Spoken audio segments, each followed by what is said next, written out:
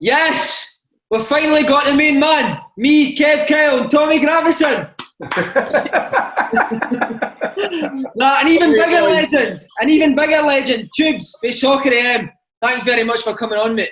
Oh, no, thanks for having me. Loving your work, boys. Brilliant. And good well done for the award as well. Cheers. Thanks, mate. Kev, I'm buzzing for this one, are you? I am, mate, because the last time I saw Tubes, he had hair, so I feel like I'm talking to somebody else. Oh, do you know why I'm buzzing? So far, I've been called Tommy Gravison and bald. Brilliant. All right, it happens to us all. Oh, I'm absolutely buzzing, mate. Honestly, I'm not just saying this. Like, I didn't blow smoke up people's ass. Used to buzz off the show every Saturday. I would get up, I'd give it a couple of minutes to go down, and then I'd run downstairs and watch the show, mate. And I used to buzz off your part in the show, like, great days ahead.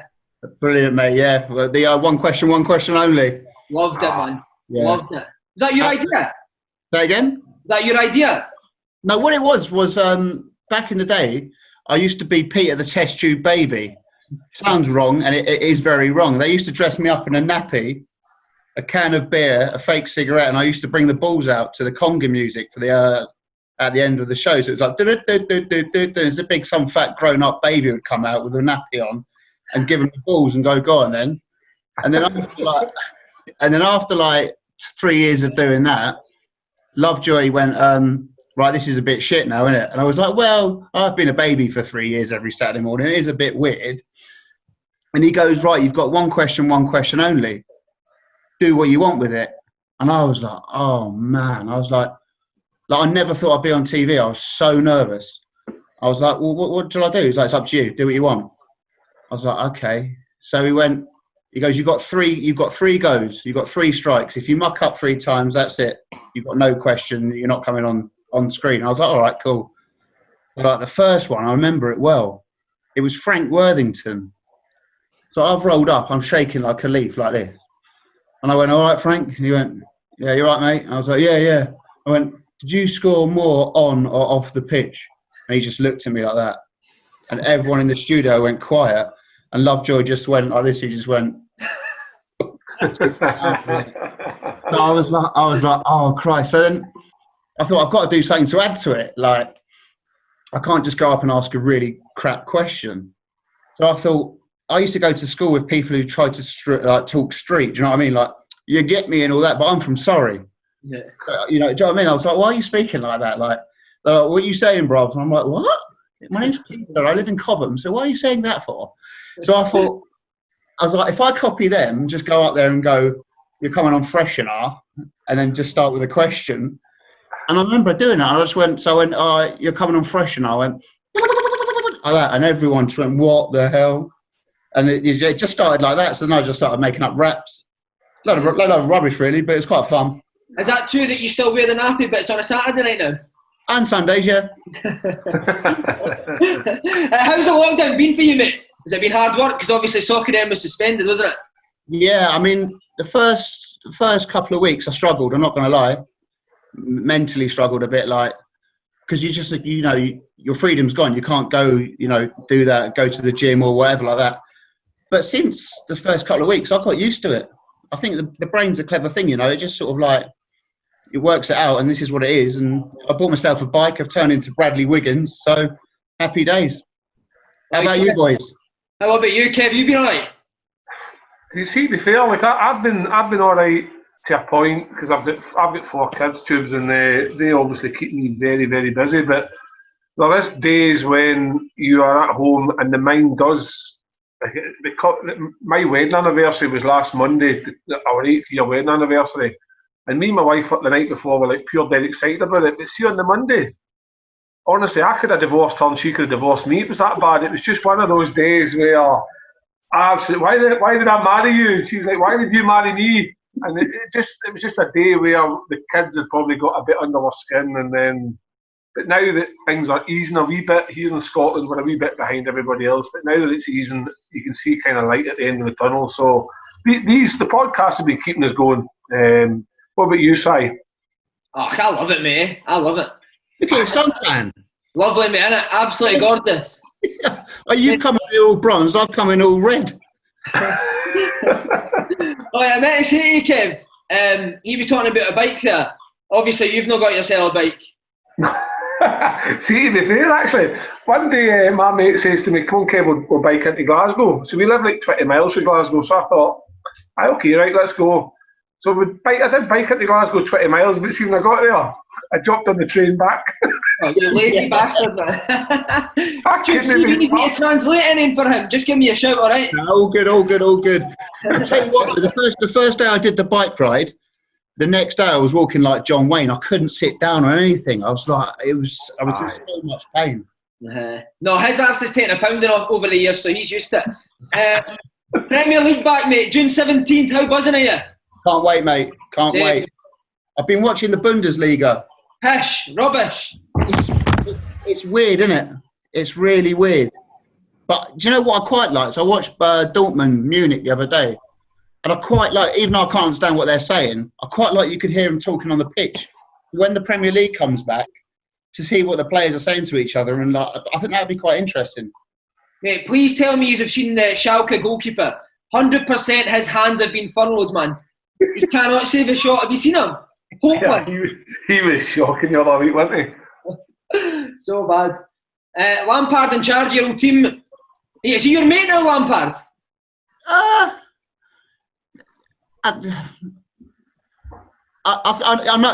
feel weird like saying like he's my mate and that. Like we speak on WhatsApp. We don't go like socialising, but I'd say we're friends. I wouldn't say we're like best mates. Is he one of the guys that send like sick videos and that on WhatsApp? Well, he's a couple of Chelsea-related ones there. Let's put it that way. Right, mate. How did you first get involved in soccer? Was it work experience? Mate, I got sent to Woolworths on my work experience, and you got fucking soccer. How's that happened? I worked in a golf shop first, and then I did a week's work experience there, and then my mum used to teach Martin Tyler's kids. No way. Yeah, my mum's a teacher, so she knew Martin from the school. So she said, "Oh, like my son's like Chelsea mad, football mad," and he was like, "Oh, well, I'll try and get him into Sky Sports." I was only like 15, 16, and he managed to sort it out. And in the first week, I was put on Soccer AM, and this was before like Soccer AM anyone really knew about it. But my uncle used to say, "Watch this program on a Saturday morning on Sky. It's brilliant. It's called Soccer AM." And I was like, "Oh, I'll have a look." And I loved the show. So I walked in, and there was like Fenners, Sheephead, Lovejoy, and I was like proper starstruck. And they were like, "You're right, mate." I was like, "Yeah." I said, "I love the show." They're like, "Do you watch it?" They were like, "It's only a couple of years old." And I was like, Yeah, I watch it every Saturday. So basically, I just joined at 16 and never left. Wow. So yeah, I was lucky. Do you know? I mean, I worked for free for 4 years, just making every Saturday making teas and stuff. And then I was like one day away from going to university. I was all booked in, ready to go, bags packed. And then a woman from Sky phoned and said, "I've just had Lovejoy up here," and he said, "Just give you a job, any job," because there was no spaces on Soccer AM. But he said, "I want him to stay at Sky so he can come on Soccer AM when someone leaves." So they created a job at Sky for me. So thanks.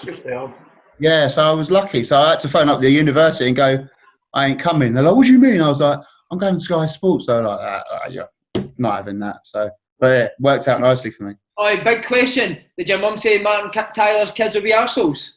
No, do you know what? She's lovely, lovely kids, she said. Yeah, she went like even playing on a Saturday at 3 o'clock, you would get up, watch soccer, and you'd get in the dressing room at 12:30, and everyone would sit and talk about what had gone on soccer that morning. Were you the same? Aye, we were the same, like, especially away games and that. Like, you'd have the soccer in the morning for breakfast to try and relax the guys, because there's a bit of banter, football banter. But I always remember like playing with clubs in England that you were waiting for them to come to your club. You wanted Soccer AM to come to your club to do something, whether it be the crossbar challenge or the chipping the golf ball into the bucket. You wanted the Soccer AM guys to come to your club, but it was like an iconic show that took time to grow. But once it grew, it grew. Everybody watched it. I don't know who didn't watch it at the time. You know, it was amazing. Who was good with you, Tubes, on that show? Who was good? Like, was Lovejoy good with you? Oh, amazing! Yeah, Fenners as well. Obviously, Fenners presents it now. Yeah. Yeah, because like you're talking about like the old Soccer AM and stuff. Like it was like it went like that, and then it dipped massively when Lovejoy and Fenners all left. But now it's like proper popular again. So obviously we've got Bullard on it and stuff like that. So it's brilliant. And back in the day, yeah, all of them, they're all great guys. Sheephead, Fenners, Lovejoy, yeah, they all looked after me. It helped that I was a Chelsea fan and Lovejoy was Chelsea as well. So Was it like a football dressing room? That's it. 100%. What sort of stuff then? What was it? Pranks and stuff like that? Pranks, all sorts, people just lobbing stuff. But basically what you boys used to, well, they're still doing the changing room, do you know what I mean? Stuff going all over the place. We actually got moved from the actual main office and they gave us our own office out of the way of everyone because it was just people complaining, the noise, music playing, yeah, playing football, keep-ups, two-touch, tennis, baseball, rugby, all sorts. And see, because you were the younger guy, were you usually on the brunt? Were you on the end of the jokes? Do you know what? I was all right because I joined the same time as Rock. You know, do you remember Little Rocket? Yeah, Rocket. He used to get abused, didn't he? Yeah, so not abused. It was good fun, but he was before me and he was younger than me, so he was there. So they'd already had someone to muck around with, but it was brilliant. He gave it back as well, to be fair. Yeah. What I see with Lovejoy, like, how was he such a genius? Like, how did he make that show so good? He used to work. I'm 99.9% sure of this. He used to work on Big Breakfast with Chris Evans. Aye. As I think a runner or just a producer, and he sort of, there was Soccer AM before him, I think for a year, and it was just a chat show, and he was working on the production team, and I think he just walked into the boss's office and said, "Make me the boss, I'll be the presenter, and I'll make this show work."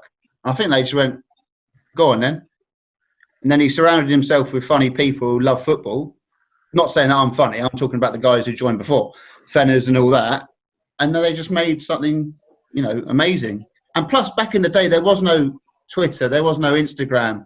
So all the clips that you guys would watch on a Saturday morning would be fresh because they hadn't been on Instagram or social media. And, rules in TV as well, you can get away with a lot more back then than you can now. I mean, half the stuff we used to do, some of the jokes we'd say, like coming out of Soccer Locker and stuff like that, would be taken off air straight away now. So, it was amazing. Do you hate that? Do you hate that, Tubes? That it's like that now? Say again? Do you hate that the world's like that now, that you can't do it? Because for me, that was hilarious stuff, man. Yeah, I mean, it is what it is, isn't it? It's just the way the world's gone, and it's like, fair enough. Can't do it, you can't do it, so. I used to love Kev. Do you remember? Fenners was brilliant. What was the Cockney boy's name he was again? Barry Proudfoot. Oh, mate, that was amazing, man. That's the right touch. That's a right touch. That was the thing with soccer. Everybody seemed to bounce off everybody, and unlike us in Open Goal, we just wake up in the morning and decide, right, this is what we're going to do today, and it talk shite for an hour. It works, but it works. I mean, that stuff works though. Aye, but that's what you find. Sometimes the premeditated stuff, it's false because you're trying to make up jokes and you're trying to, like Slaney's not here today, but when he comes on and starts going full flow, you're like, where did he get that stuff from? And because it's just natural there in the moment, that's what makes it so funny. It makes people want to watch more. I totally agree. If things are too scripted, they're not funny. No, you're right. It's much better. Because she was a big Torquay fan, Helen, wasn't she? Yeah, she used to leave the studio and drive up there every game. I was always desperate to play Torquay in the hope that I could try and get off in it. See, on that as well, Tubes, I always wondered this as well. See, back in the days, would you do the show and then would you all go out together after it? Yeah, there's a rugby club across the road, so we'd all go across there, have beers, more beers. I'd go Stamford Bridge. Helen would go. Lovejoy would go Stamford Bridge. Helen would go Torquay. Well, we still do now. Well, I don't have beers anymore, but we still go across to the rugby club and have a little drink afterwards. Does Fenners go Millwall with that Stone Island gear he's wearing? Why is he trying to act like a hard man? All right, naughty geezer. Yeah, he loves his coats. He loves his coats. Oh, his clobber's decent, to be fair, isn't it? Yeah, he loves it. He's got his own Instagram page about it. about all his coats. I can't. He buys and sells all his coats. It's brilliant. Oh, he's not got the bollocks. So you sort of wear a Three Lions shirt on a Scottish podcast. Yeah, I do apologise about that. Honestly, I didn't even realise about it. I just put a T-shirt on. So, I'll go that. Like, all right. To be fair, it could be worse. You could be wearing Kev's T-shirt. So that's one of the freebies we got for you, Be Inspired. I'm certainly not inspired. I know. Mate, that's his 20th appearance in the season, isn't it?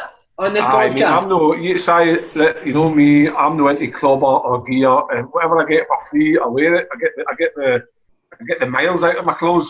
It's good though, doesn't it? It's alright, mate. It makes me look a bit. My tits are a wee bit big, but alright. That's why I'm wearing dark, mate. No, don't wear tight white when you've got tits. I never wear white. Tubes, I read something in the Athletic recently thought about Lovejoy. Like you said, how a genius in that he was, but very demanding. Perfectionist. Was he, right? Yeah. I didn't read. I read a bit of that Athletic thing. What were they saying about him? Just that, like how ruthless he could be with the team, basically. He wanted the best, and he created it, didn't he? He was quite ruthless, but only for the best of people. Do you know what I mean? He wasn't a bastard. He was good, man. He was good. You ever get pulled up for him there? Yeah, I did once, and it was the weirdest thing ever. We had a basketball player on, yeah, and so we never really. Mostly it was obviously football, and it was a basketball player. And I thought I'd cut this amazing piece. It had like different angles, and back in the day when Sky weren't even really showing basketball, so I managed to find all these shots of this basketball player, put all this thing together, music like hip hop music and all sorts, different special effects coming off his shoes and all that. I was like, yeah, this is quality. I went here, I watched this, put the tape in. He just looked at it and went, "That's the worst thing I've ever seen in my life." I went, right. He was like, "Change it." I was like, "Okay." I was like, "What do you want?" He was just like, "I want just a couple of like camera ones of him just chucking it in the basket." I was like, "Oh, great." But yeah, I was like, I was up all night doing it. But no, he was good with me. But he'd tell you he wanted everything, like even to little things like same with Fenners. If you get a wig to do like a sketch, it'd have to be the right wig. It'd have to be the right tash. You'd have to comb the wig. Little details like that. He was like, "No, you can't just put a wig on someone's head. It's got to be combed. You can't see any of their little things like that. You can't see their hair. The tash is the wrong colour." You'd be like, I used to be the props boy. I used to get all the stuff. He was like, "No, wrong." And he was like, it makes some mental demands as well. They were like, "Yeah, we need 4 dogs that can speak Spanish in the next 3.5 hours." You'd be like, they were like, "Deal with it, get it." I'm like, "Do you do dogs that speak Spanish?" Like, "You what, mate?" They'd ask for a lot, but it worked. You know what? I'm sorry. I'm just picturing a dog saying "good evening" in Unai Emery's voice for some reason there. But see, Lovejoy, like he sounds like a manager of a football team, basically. Would he still give like the big hitters like Fenners? Would he give Fenners as well? Oh yeah.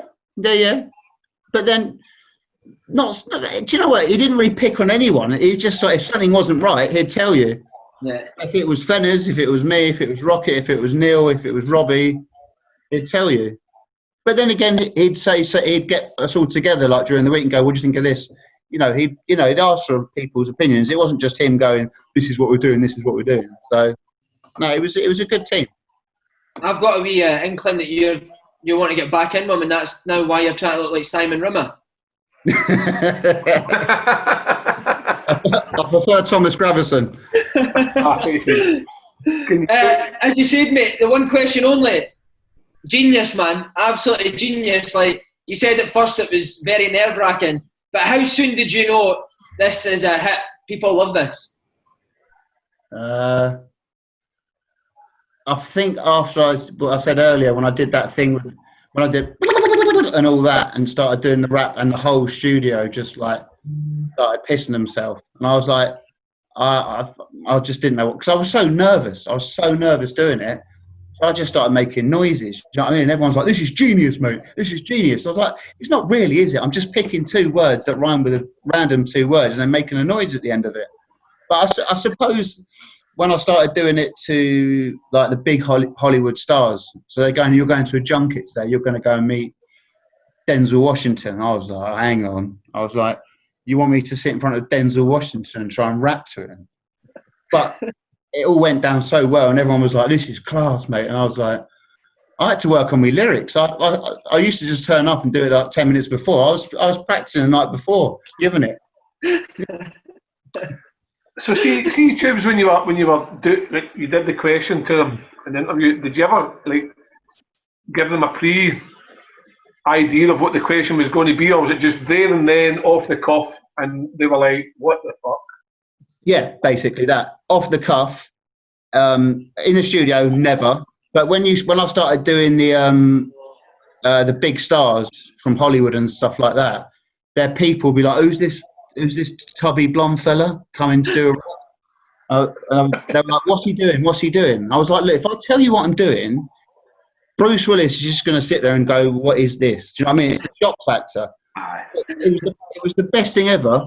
Bruce Willis's people came out to me and went, "Yeah, with regards to the rap, can you do it can Bruce not be there?" I was like, "What do you want me to rap to an empty chair?" They were like, "Yeah." I was like, "Well, how does that work?" I was like, "Just sit that." I said, "Just sit down, Brucey boy. There, I'll rap to him. He can do whatever he wants." Anyway, Brucey boy loved it. He was like, "Yeah, this is cool, man." Like that. I was like, and that was at the same day.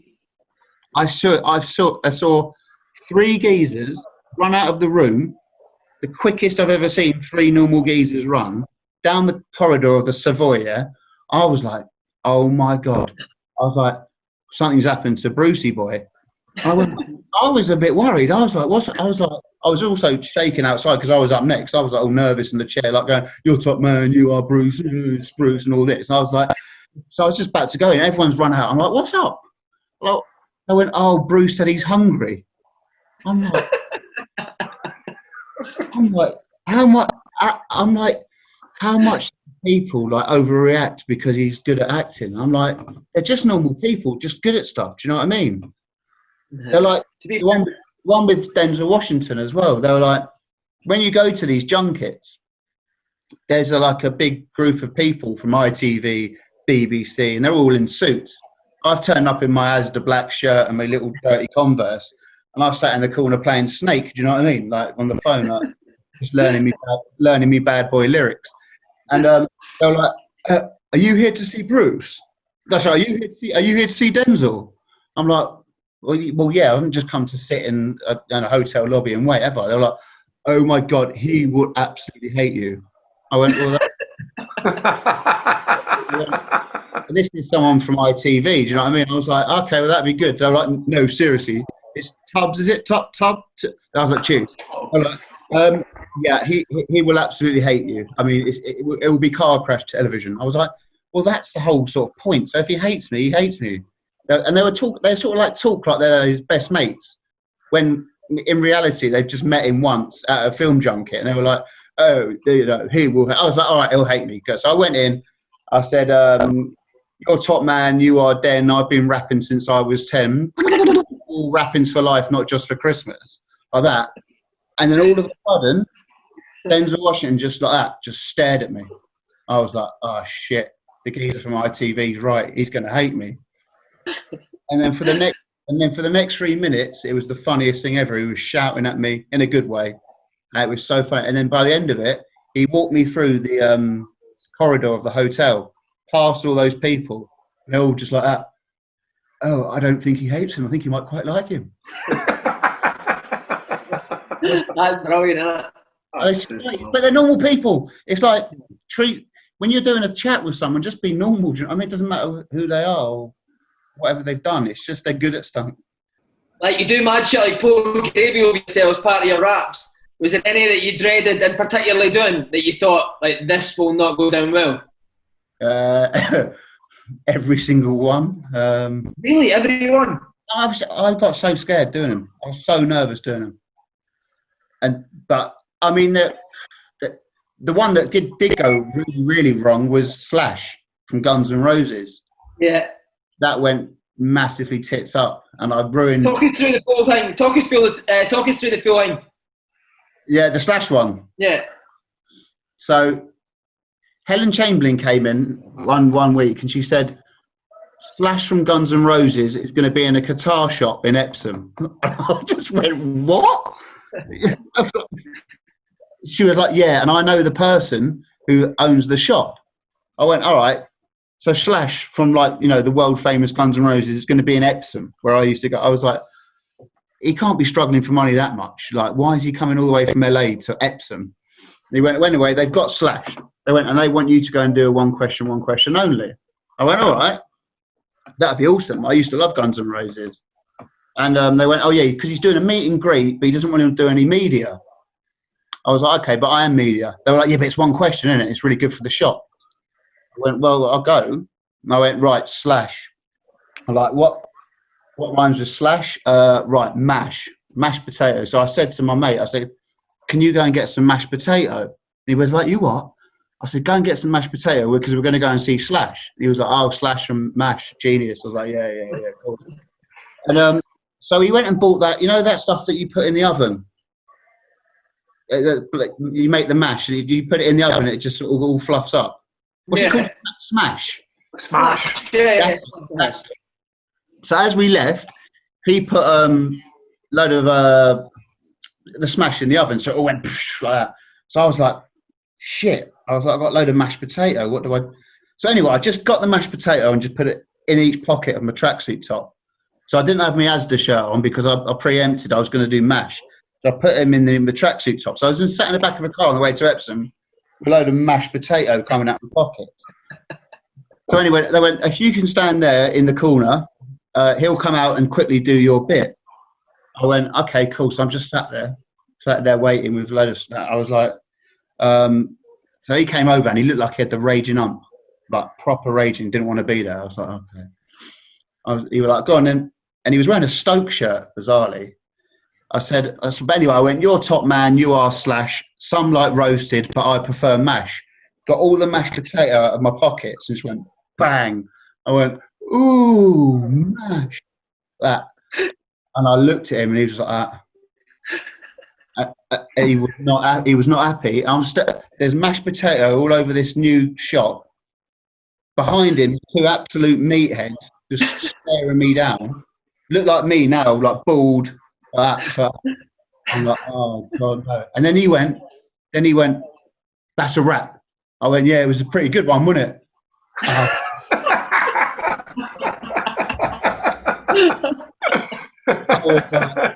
And I was like, shit. And then I was like, I asked him the question. I can't remember what the question was, and he just went, and he just left. And as he left, his two bouncers came straight up to me.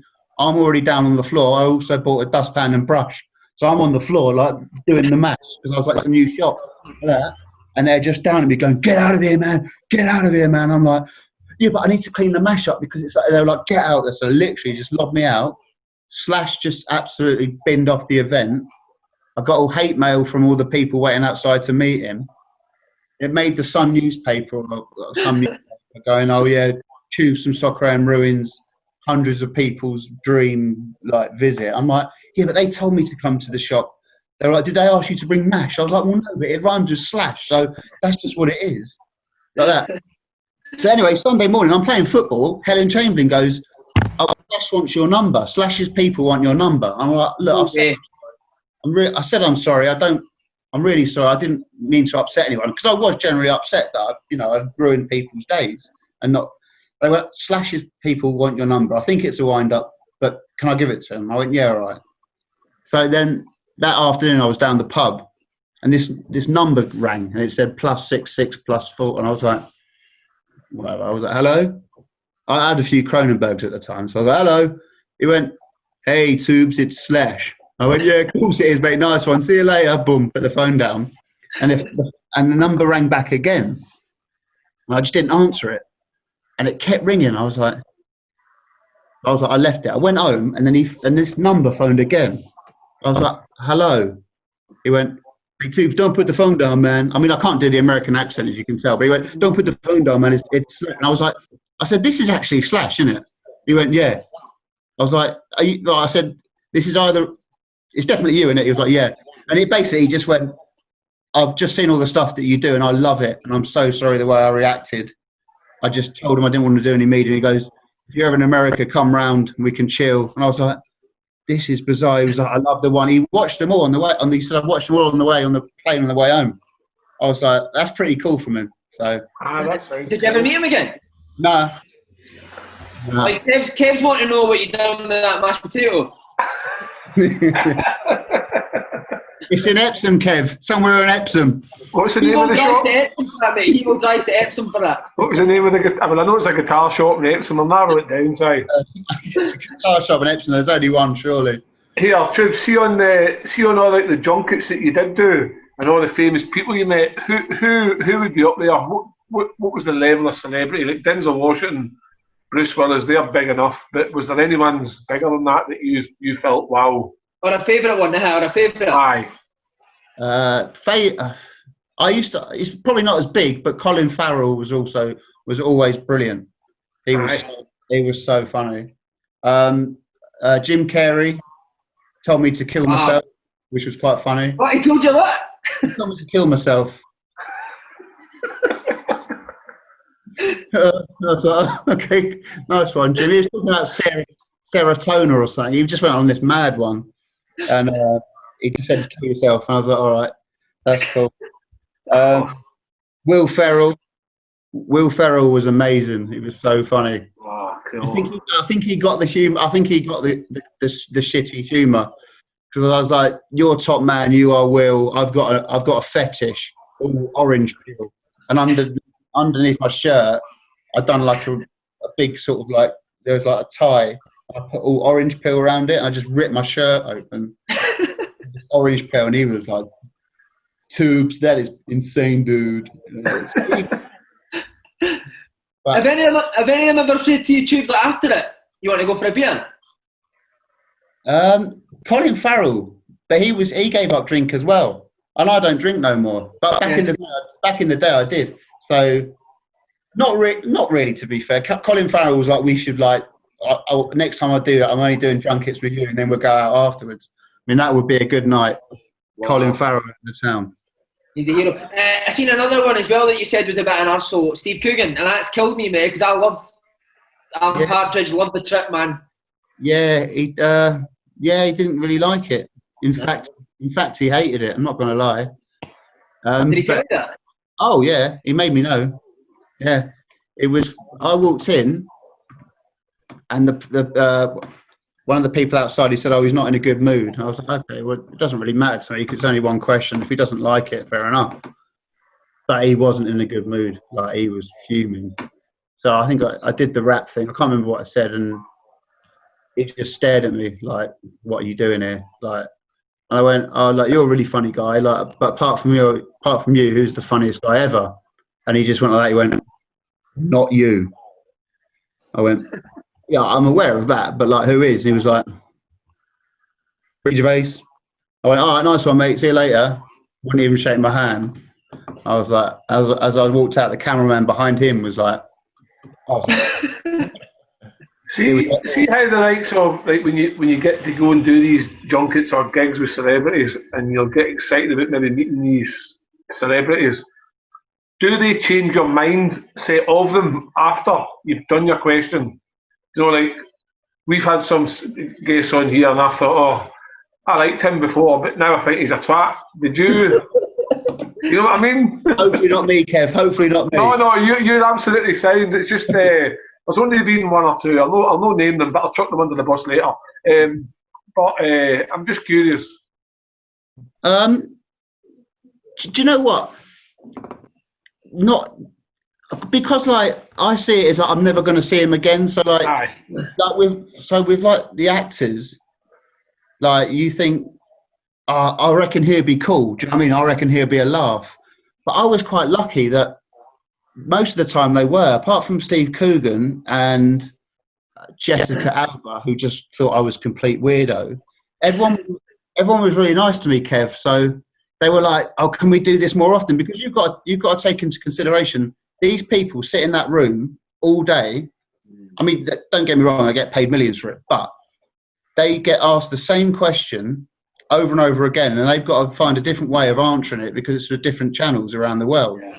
So when I come in saying, like, what's your thoughts on pomegranates? Do you know what I mean? They're like, Aye. they quite enjoy it. So I'm quite lucky in that respect that I never really left going, well, he's a bit of a dick, apart from Steve Coogan, who was, yeah. Do you know what I mean? I'm going off script here, Tubes, but I just, because I ask questions, I'm fascinated by it. What about footballers? Who's been nice that you've interviewed football-wise? Proper up for a laugh. Great questions, these. I love them. I sound like a bit of a dick here, but like, again, people are like all right with me. Do you know what I mean?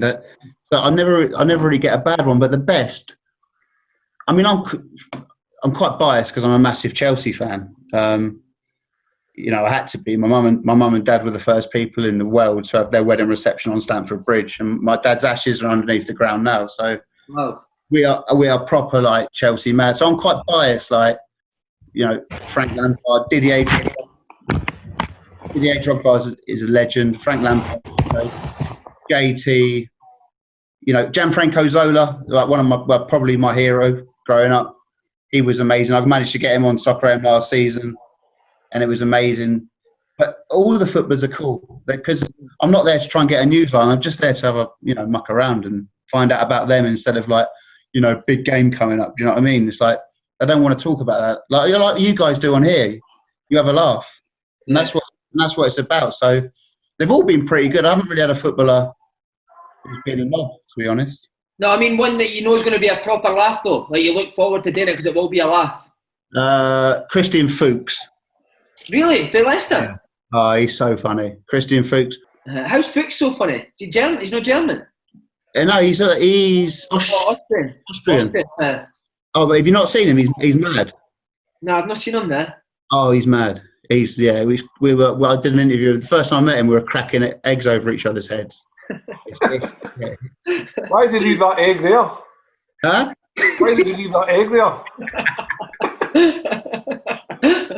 Oh, watch, you'll eat that egg. Kev, mashed potatoes and eggs for your dinner tonight. Right, some of the ladies as well, mate. Jennifer Aniston, wow. Yeah. What's she like? She thought I was well weird, yeah. Have you got any restraining orders against you? I have from Jessica Alba. They were like, get him out of here, get him out of here. And I was like, amazing. And now, mate, you're doing a slightly less chaotic interviews, footballers. You enjoying that a wee bit more than the hectic one question? I love it, mate. I love it. And it was, I think it just come to an end. Do you know what I mean? I got to like 30 years old, and my boss at the time, it was when Soccer AM wasn't very, like, it died. And he was going, you've got to do it. You've got to do it. And I was like, look, I don't want to do this anymore. I said, it was funny, and it's now getting boring and repetitive. I mean, I've run out of things to put on my head. I've run out of lyrics. I can't just keep making that noise with my cheek every week. Do you know what I mean? I was like, and I'm 30 years old. I was like, he was like, no, well, you've got to do it. I was like, I haven't got to do it. I said, if you don't want me, I said, I'm not. I said, it's not a discussion. I don't want to do it. I said, I'm not. I said, I do stuff on the show, on screen, but I don't want to be a rapper anymore, if you like. Do you know what I mean? Death Row had already sacked me off. They're like, no. Yeah. I was like, I'm 30 years old now. I want to chill out, man. Do you know what I mean? See, on Lovejoy leaving Tubes, did you envisage how much a drop it would be? Did you know that it would take that such a drop with him going? Yeah. Because he went, Fenners went, who wrote most of the comedy. Sheephead went, who wrote most of the comedy. Robbie Knox went. So you take all those people out, and then you get a new group of people to try and replicate what those group of people were doing. It's never going to work. So that's why I love what we've done as a collective, like myself, Fenners, Darius, the producer, and all the boys that work on it, and Misha, and and Bullard. is we've rebuilt that show. We know we can't do all the stuff we used to, so we've put it all together where it's like, Jimmy going does you know the drill.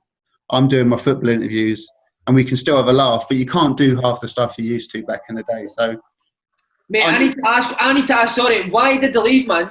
I got blocked off Tim Lovejoy on Twitter for saying, mate, why have you went to? This was years ago when he left. Mate, why have you went to a cooking show for Soccer M? Like, it was World Day, and he blocked us. I've always wondered, like, do you know why everyone left? Yeah, they went to do a thing on the internet called Channel B. Remember it. They went to do that, and I think they went too early because no one really knew about the Instagram and all the social media stuff. Do you know what I mean? And they were doing fresh content every day, and that's a lot of work, especially when you're working with someone like Tim, who's a perfectionist. He'd be like, "No, that's not right." They'd be like, "Yeah, but we're saying we're doing it every day," and they're like, so. It was a shame that he went, but things move on. So yeah, I'm doing different stuff now, but I love it. I love interviewing people. A bit like yourself, you must love it as well. Nah, it's good. I enjoy it, mate. Especially guys like yourself who want to come on and do it. What is it, I think, like you're saying earlier on, with like interviewing people, it's the people that least think, we'll do a podcast between the four of us, and then the three of us and a guest. And then we'll advertise it, and people will write in comments things like, "Oh, so and so, he'll be boring." And it's when they think they're boring and they're actually themselves, and then the fans are like, "Fucking hell, how funny was Wes Fotheringham?" Or like some of the guys that they've done are like the people you don't expect to be good are the best candidates and are the best. And Kev, that's what I get the biggest buzz from. You've just summed it up there. That's what I love. Not people going, "Oh, your interview was cool. That was funny about me." I love it when they say, "Oh, he's such a good bloke, isn't he? I didn't realise." Because then you think that's the whole point, is to show someone's character. I think also it's like you say, to show the real person, to show that they are just normal human beings, because sometimes there's too much negativity with what people perceive of a footballer. And most footballers, I would say 99% of footballers, are just normal, funny human beings. And exactly. When you can show that to the world or show that to your audience, people buy into it and they start to believe that, God, these guys are actually just all right. You know what I mean? Yeah, but sometimes they haven't got much of a chance. It's because of the questions they get asked. Yes. You're going to say to them like, "Oh, I'm not slagging anyone off here, but you're not going to find someone's character if you're going to say big game at the weekend. Big game. Big game, we've got to win." Of course they've got to win. What they're going to say, they're not going to go, "Not really. We can't go down, we can't win the league, so it don't really matter." They're not going to say that. So they have to give that robot answer. You must have gone through it, both of you, post-match interviews. You just say, yeah.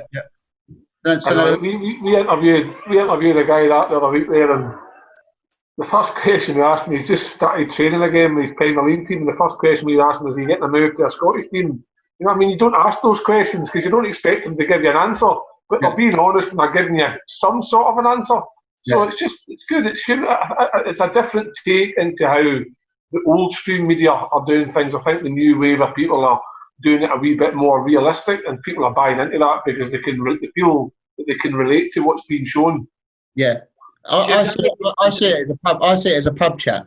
You go in there, you have I make four or five bullet points, and then you just go speak for 15 minutes about anything, and then pick the best bits.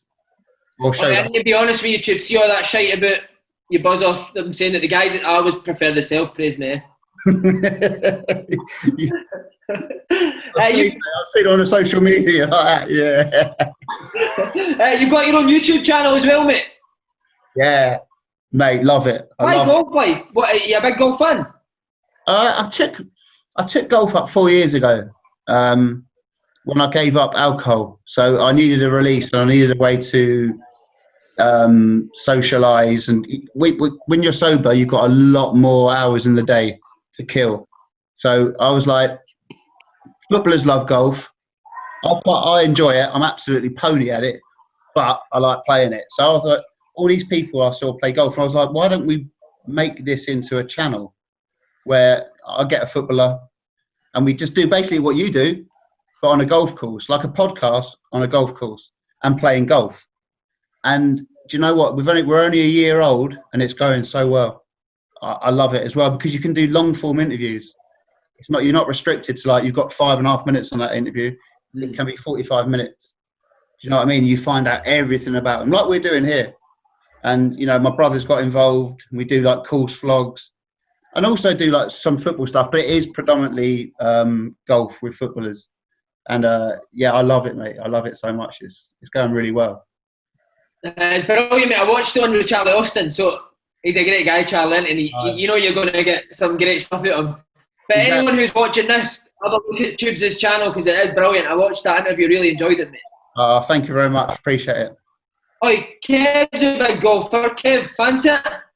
Oh, mate, honestly, I was just thinking there, I'd be a fucking great guest for Tubes because I could obviously talk about football, having had a career, golf, I'm absolutely die-hard golf fan, but like yourself, Tubes, I went through some mental health issues in my time, addiction, come through the other end. So it's always good, I think, just to be relaxed about these types of things and playing around the golf. I don't think there's anything more relaxing, to be honest, if that's something you enjoy. Me personally, it's my get out. I love going to the golf course, spending 4 hours playing golf, chatting to a mate, and it brings that competitiveness that you lose from not playing football. So, superb. Come, mate. I'll come up and do it. We'll do it. You should come up to Glasgow, meet the boys, do around the golf, and that sounds like a plan. No, I love that, mate. I'd definitely like to do that. That'd be wicked. Aye. And I love it. It's just so good for the mind. I mean, it can get frustrating because I've got to a level now where I'm like 18 handicap, which, as you know, is okay.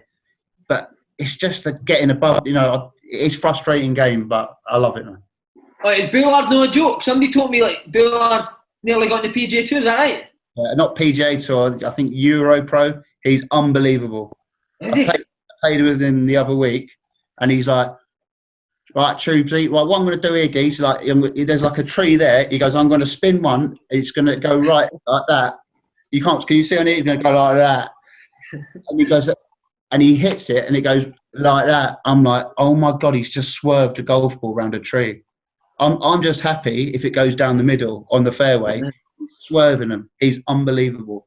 On the YouTube channel, he goes in the bunker. He goes, Tubes, watch this.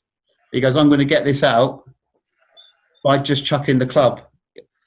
So he gets it and he chucks the club at the ball, and the ball goes onto the green.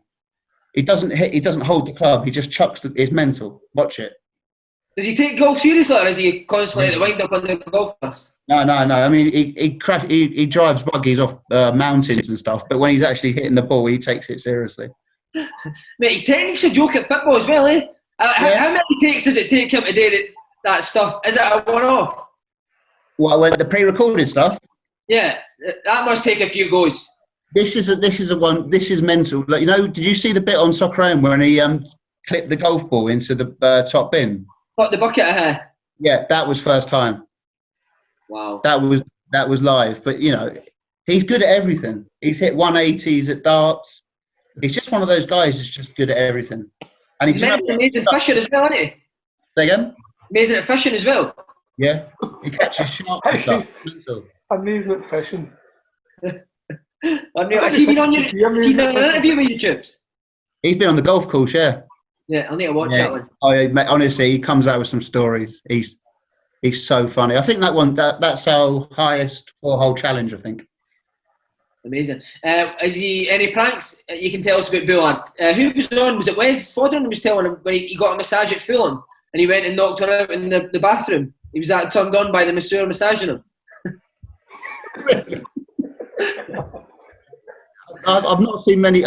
He's a wind-up merchant in the office, but some of the pranks he tells me about when he was playing football, he's just off the scale. They're great. Smashing golf balls down hotel lobbies. What was the thing he did with what was the guy's name? Bappa Diop, I think he said at Fulham. He was doing some stuff. Yeah, I mean, he's knocked out a guy dressed as a Teletubby. He was playing darts at, I think it was Hull. And there was they all dressed up as a darts night and fans came to watch it. And he said, I've come down doing my walkout music and I've just launched myself into a Teletubby. Knock the guy out. It's like, Jimmy Bullard, he's just brilliant. But do you know what? He's such a nice person as well. He's like really caring and that. He's a really good guy. And 4 years sober, mate. I seen the other day, 4 years sober. You feel a big change to your life? Has it been for the better? Yeah, 100 times better. 100 times better. It just get to the stage tubes when it was too much. Yeah, when you're waking up and drinking vodka in the morning from the night before, and upsetting all your family's lives and your friends' lives, it's an illness. You don't choose to be an alcoholic, and it creeps up on you. So it's an addiction, and some people don't admit it. And I think us men need to talk more about stuff like this, because I hid it for years. Not very well, but I hid it. I was like, no, I'm all good. I'm fine. I'm fine with it. Like, it's not a problem. And it clearly was, because once the alcohol was in my system, I needed more. I could go like 3 or 4 days without. But once I started, that first drop, bang, 5 days, vodka in the morning, lying to people to get to the vodka. It was a shambles. So luckily for my sake, and most importantly, my family's, just sacked it off. So 4 years last Friday. Well done. Well done, Tubes. Do you think you've got better at your job through it as well? Yeah. I think I'm better at everything, if I'm honest. It's just a better person. Like,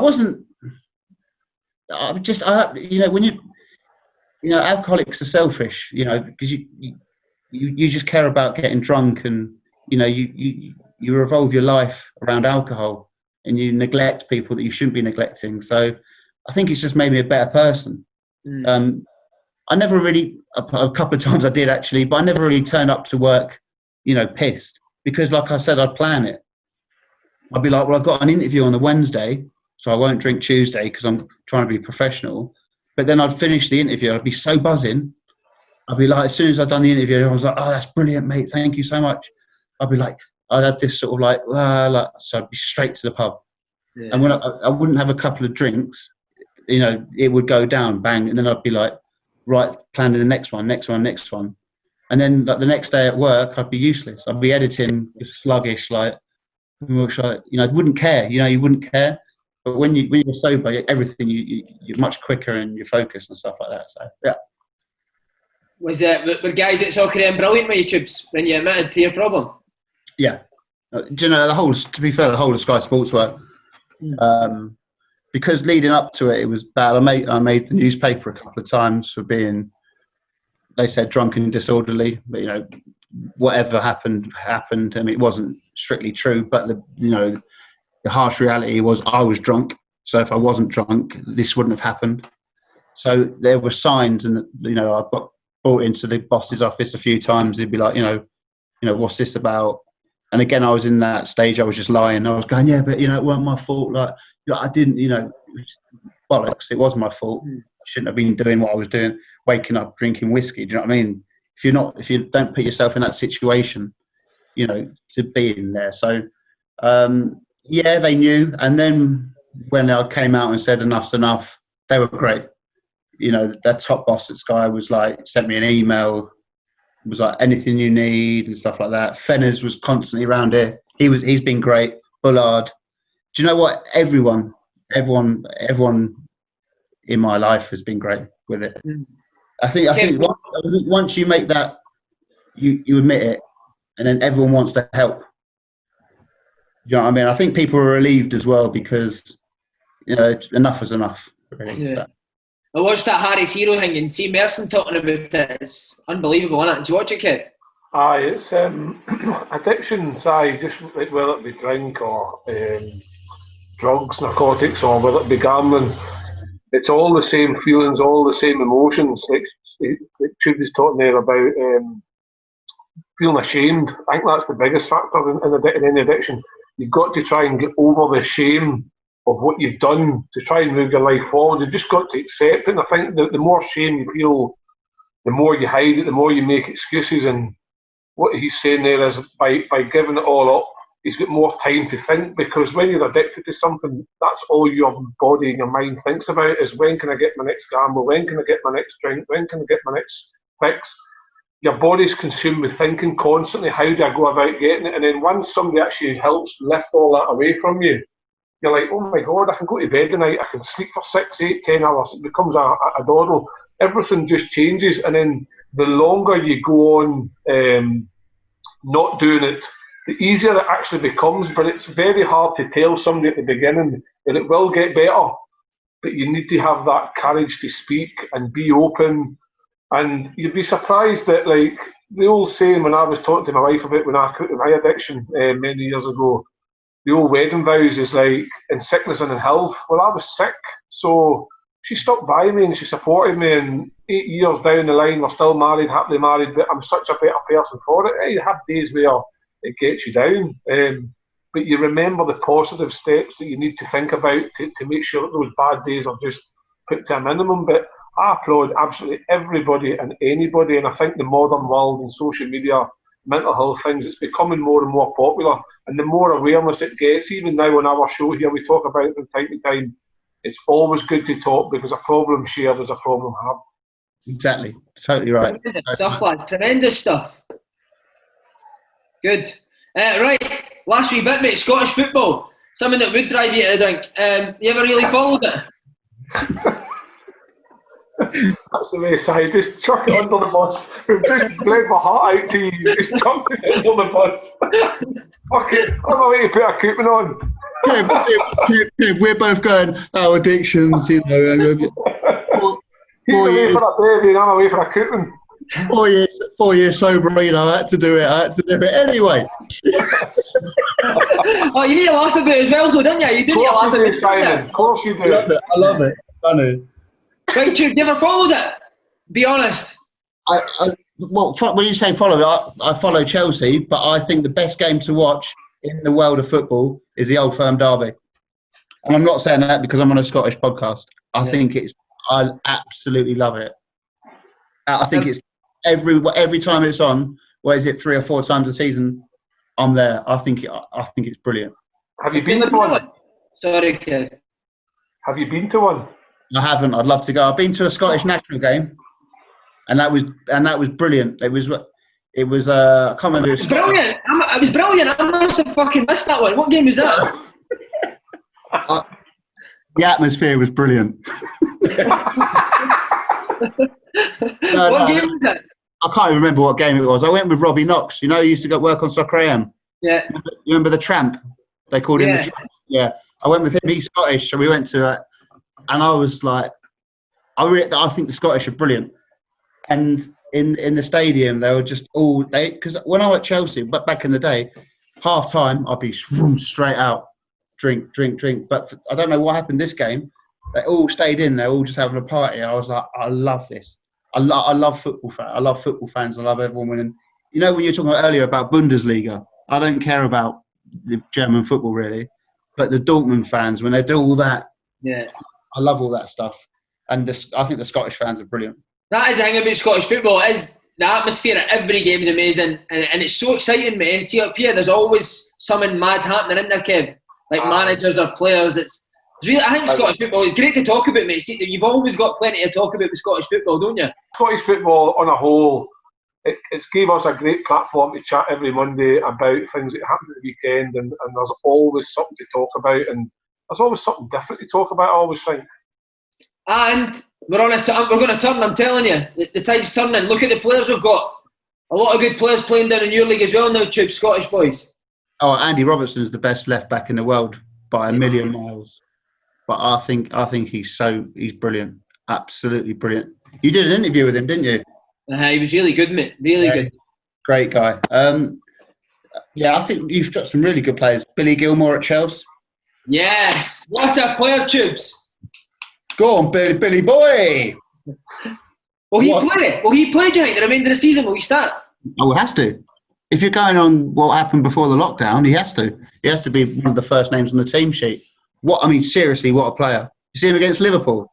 Yeah. Were you at the game? Yeah. Oh, my God. I was like, do you know what? He came on at the start of this season because I've got a season ticket, and he came on against Sheffield United. I'm sure it was. Sure, it was Sheffield United, and I was like, I'm not sure if he's ready. He came on. He looked a bit like rabbit in a headlight sort of thing, and I was like, I'm not sure. My God, I don't know what happened in that 3 months. Maybe he just had a bad 15 minutes. Yeah. But against Liverpool, I was like, I can't believe this geezer is unreal. He's like everything about him, his brain, the way he takes it, the way he opens up, his passing. He's going to be incredible. And what a guy to have as your manager for a centre midfielder, eh? Frank Lampard teaching you every day as well. Frank, super. Have you met Christine? Who, sorry? You met Christine? Christine Lampard, yeah. She's lovely. She's wicked. Do you know what? He's like one of the nicest blokes you'll ever meet. He's brilliant. She's brilliant as well. I did a program in America. I did like a documentary thing for Sky about all the English blokes playing out in America, and he was just so nice. And I didn't really know him back then. Yeah. He was like, "Come out, I'll take you here." Like he's just a top class bloke. Mate, I actually watched that. You were in Central Park, weren't you? Yeah. I watched it. He did seem like a top man. Yeah, and do you know what? In that interview, we were mucking around. I was like, well, "You're going to manage Chelsea one day," and he was like, "Oh, that's the dream, mate." Yeah, so here we are now. Right, just last wee bit. Soccer now, as you said, changed a lot, but it seems to be getting back to its best. What would you put that down to? I put that down to Fenners, Darius, all the people who work on it, and hard work, because we got slated, rightfully so, because I just love my job. I didn't really believe in the finished article on a Saturday morning. Quite frankly, I thought it was pretty damn poor. And then Fenners took over. So when you've got people all going, "Soccer aim shit, soccer aim shit, soccer aim shit," people have that, "It's never as good as Lovejoy, it's never as good as Lovejoy, never as good as Lovejoy." You've got to overcome that and change people's minds. Do you know what I mean? So it's been a few years since Fenners, but now all those same people are going, "Do you know what? It's all right. I like it now. I like it. It's different." But of course it's different because, like I said before, you can't be doing stuff like we used to. You can't have, the catwalk and stuff like Soccerettes and stuff like that. You can't tell the jokes we used to be telling. And rightfully so, because the world's changed. So you've got to change people's perception of what it is. And so hard work and, making it more about football. Because when Lovejoy left, it went all like kiddie. Do you know what I mean? It was like I'd phone up a footballer and I'd be like, "Oh, do you fancy coming on the show?" They were like, "Tubes, I'd do anything with you, mate. Come and do an interview, but I don't really fancy going on Soccer AM and dressing up as a crocodile and getting kicked in the balls." I'd be like, "Do you know what I mean?" I'd be like, "Do you know, fair enough." So we've changed it, and it's like I love it now. I think it's a brilliant show, and that's down to hard work, and obviously Jimmy Bullard joining as well. Yeah, people can relate to him. He can tell stories. He does the drill. So there's that football element where we used to have the crossbar challenge. Now clubs are saying, like you were saying, Kev, clubs are saying, "Can you come and do the drill? Can you come and do the drill? Can you and Jimmy come and take on two of our boys?" sort of thing. So we're getting that rapport back. Football people are starting to like it again. The players are starting to like it again.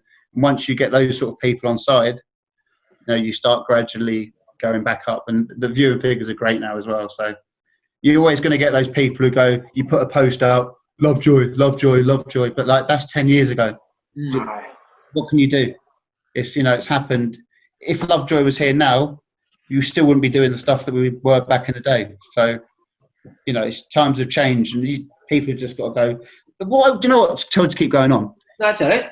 People like, "That's shit. Why are you watching it?" It's like it's brilliant. It's like it's because of social media. "This is the worst thing I've ever seen." Well, you watch it every week because you comment, "This is the worst thing I've ever seen," every week. So, why are you watching it? If you don't like something, don't watch it. Like, I don't like lawn bowls. I don't go and play lawn bowls. Do you know what I mean? It's bizarre. I don't get it. I was going to say, do you sit and read the tweets after a show? No, not a lot. But on a Saturday night when I'm not down getting absolutely smashed anymore, sometimes I'll sit on Twitter Yeah. And do you know what? I'm quite lucky. People are quite nice to me. You know, it's quite like nice and stuff like that. But you know, I don't get many trolls, but I've got a few regular customers. So there's one guy every week. You're a wanker. Okay. But I think it's funny. Do you know what I mean? So I'm like, oh, thanks again, mate. Thanks again. He was like, you're an arse licker. Your interview this week was shit. I'm like, well, mate, you've watched it again. Like you said this last week. It's like, and then everyone gets involved, and I think it's quite funny. But yeah, that's just, you know, if you don't like something, don't watch it. You know what I mean, if you're in the public eye, Tommy, you're going to get criticised, and it's just people in this day and age, isn't it? I think it's brilliant. I used to get when it first started, and I was obviously not all there mentally because of my drinking. I used to get really upset by it, and you know, sometimes react or you know, do silly things. And now I think that's genius. It's the same guy saying the same thing at 12:03 every week when the show's finished. He's like, right, it's time. I think he just wants the retweets or something. I think it's brilliant. He's like, and everyone starts getting stuck in. I'm like, Kev, do you read Twitter? Do you read stuff about us? Sometimes, like, see, like, obviously, I don't really watch our shows back because I hate fucking listening to my own voice. I hate listening to it as well. So I don't watch it back. But see, sometimes I'll go on to see how the viewing figures were, and then I'll read a few comments. But I can honestly say, in the time we've done Open Goal, I don't think I've ever read anything too negative that would make you be paranoid about how you're doing on the show. I think everyone's obviously Slaney, he's not here today, but the amount of plaudits he gets, it's incredible. But it's an effort, it's a team effort, and I think like, we're doing well, and the minute that we're doing shit, people will tell us that we're doing shit, so we'll just because you guys are keeping it real. You're coming on air and just having a chat, and that's what people can relate to. Do you know what I mean? If it's like, if you all sat in there in a nice sort of, you know, you're doing it right, you're doing it good. It's really people think, oh, imagine going out for a pint with Kev, Slaney and Si. And I'm thinking, imagine because Si's a fucking nightmare drunk, Slaney doesn't drink, and I'm fucking deep as fuck, so it would be horrific. It's all an act. We're just an act. I thought it was harsh letting go Kev's body double Lloyd at the end of the year. What did you say? I thought it was harsh letting your body double Lloyd go at the end of the year.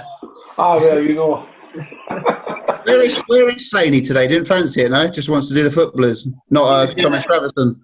We got a text from him saying he was far too horny to come on today. Just last week, bit, mate, how are you finding it balancing working on Soccer AM and doing your own show as well? I'm busy. Let's just put it that way. It's and all the birds you're seeing as well. Oh, of course, yeah. I mean, it's just different hoes and different area codes. You know what I mean? Yeah. What I did want to know is, last question, why do you never present Soccer AM? I don't want to be a presenter, mate. Nah? No. Why not? Because I like interviewing people, and sitting in front of an auto cue and doing links, it's not really my bag. I don't really want to do it. I just like I love interviewing people, hence why I started the YouTube channel with my brother. I like what Kev was saying earlier, when you go, oh, he's well all right, do you see it? That's what I get a buzz from, not going welcome to Soccer AM, or I suppose I sort of am presenting on the YouTube channel, but I'm not really, I'm just interviewing, so I'm talking shit. Give your brother a shout out. What's his name? Big Ange. Big Ange? Yeah, Andrew his name is, we call him Andrew. Andrew Dale? Yeah. And Peter Dale, only just seen the day, that's your name, Peter Dale. Peter Si. Yeah, I'm not called Tubes. Have you got a sister Emma? I'm not sure what's worse though, Peter or Tubes.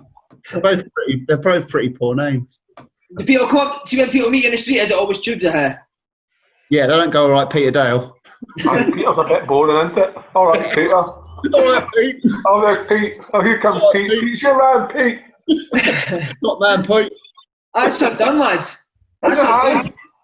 Got it. It's been a pleasure, mate. Thanks very much. What a hero, man. Aye, cheers, appreciate Thanks that, very much. mate. And keep up the great work. Nah, And anyone watching, remember, Tube's YouTube channel is Golfing with Tubes. Tubes Golf Life. Tubes Golf Life. There you go. Get on it, all right? Once again, thanks, mate. Cheers, boys. Cheers, mate. Thank you. Yeah, See you bye. after.